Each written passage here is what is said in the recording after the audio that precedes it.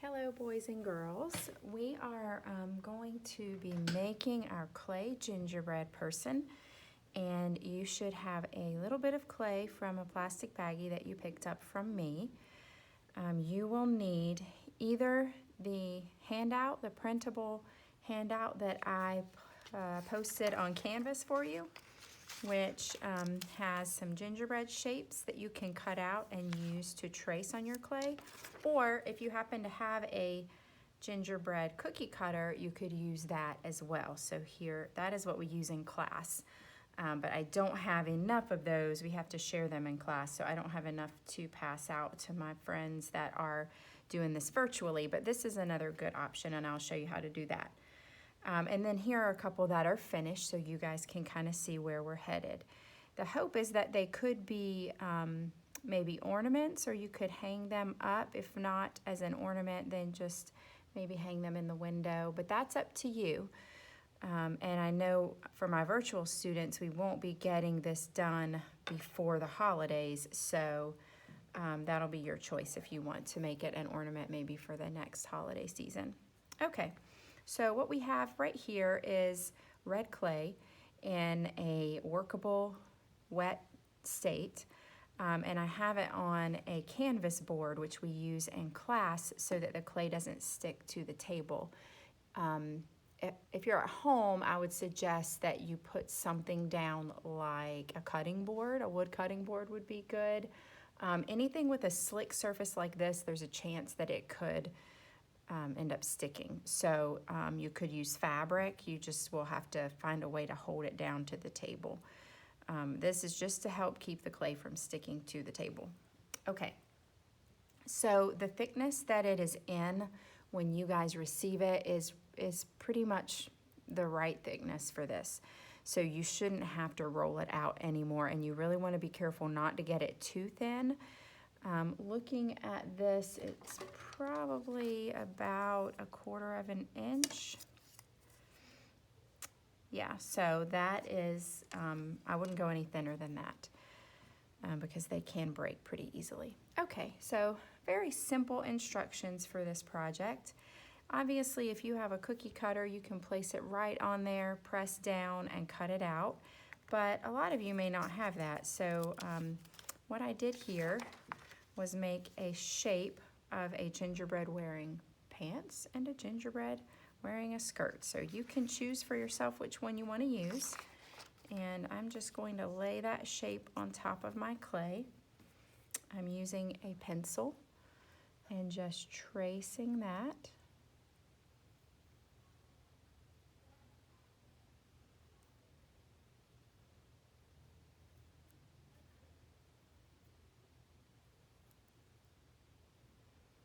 Just kind of hold it down as you go.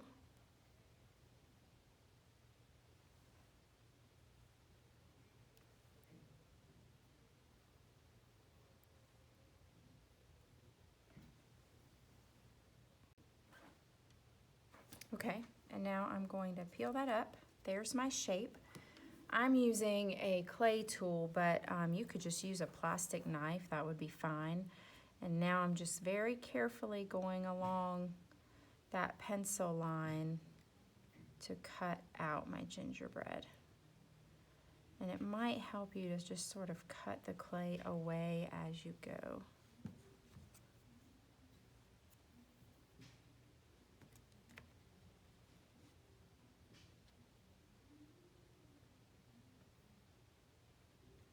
And really, you have to kind of hold it down as you're cutting so it doesn't change the shape too much.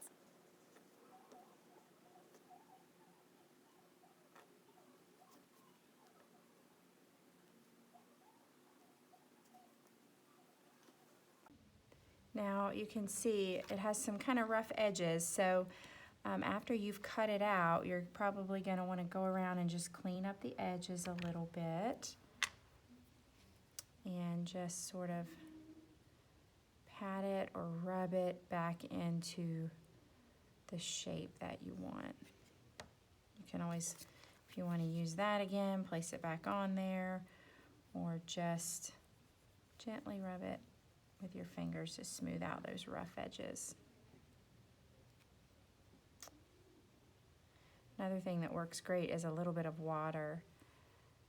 If you just dip your finger in a little water, that will help you smooth it out really easily too. Okay. Now I'm going to flip it over to the back because this side looks a little cleaner now. Just smooth it out a little bit.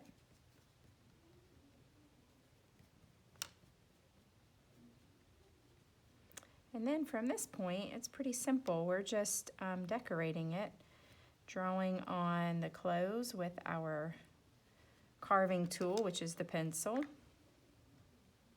and the face. I'm going to pinch those in a little bit.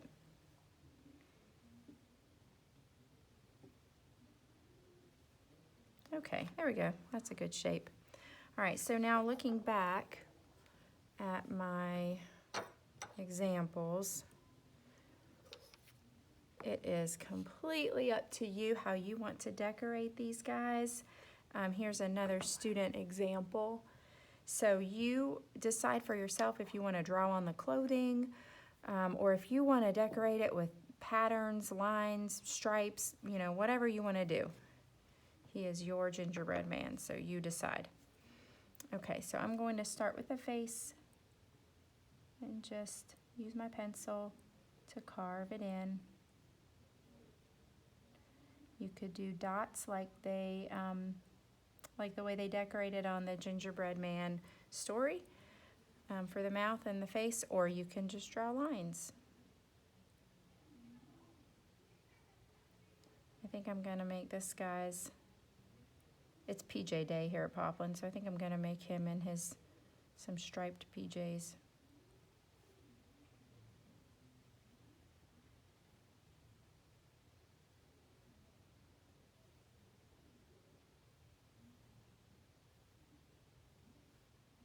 Like a candy cane. Okay. And these little pieces that kind of peel up, as it dries, you'll be able to wipe those away a little bit easier.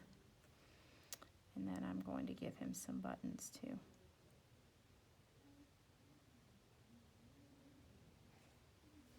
And a little bit of hair. Again, this part, totally up to you. Okay, there we go. My guy is ready. I'm going to flip him over on the back and just lightly write my name. Helms.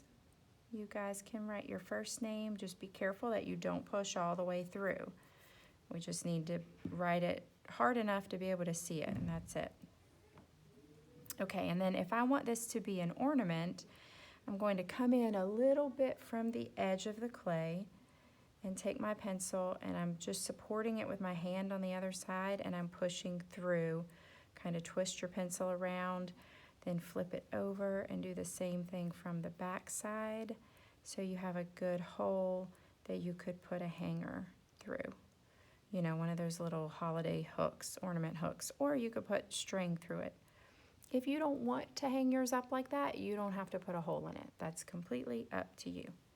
Okay, so this one is still very soft, so I'm going to have to let it dry. I just want to show you the difference in the stages of clay. This one is still what we would call, you know, like a plastic workable wet stage. It's still very soft. I could ball it back up if I wanted to and start over, although I don't recommend that because the more you do that, the drier it gets, and then it's really hard to use. This one has been sitting out and is what we would now call bone dry. So it's a chalky sort of feeling, and it's most of the moisture has dried out of it. And then this is what it looks like after it's been fired. So one of the things about the gingerbread story is it's very similar to the process that we use for making things in clay. Remember that the little old lady rolled out her dough, and the dough is kind of like the clay. She cut out the shape. She decorated hers after, but we have to draw into ours because She baked hers next, and ours is kind of like baking, but we call it firing when we're using clay. We fire it in the kiln instead of the oven, and it gets much, much hotter than our ovens. And when the clay heats up, it changes, and now it is has all of the moisture out of it, and it is no longer able to return to this soft clay stage. This one I could wet and leave it in a little baggie and let it soak up the moisture, and it would become like this again. But once the clay has been fired, it's no longer able to return to that wet stage. So now it's ready for us to keep forever. And this is how our dishes, many of our dishes at home are made the same way, or your hot cocoa mugs or coffee mugs. So once you get yours back from me, you're going to put this in a baggie, make sure your name is on the baggie, and you're going to return it to me, and I'll be sending you more instructions on that. But once you get it back and it looks like this, then you can decorate it. I have a few options here. I did this one with Sharpie. I did this one with crayon. This is what we do at school. We've colored it with crayon, and then we've painted over it with a metallic paint that kind of makes it look like it has icing on it. It's just a little bit sparkly. But since you guys are at home, you have a lot of options. You could use paint.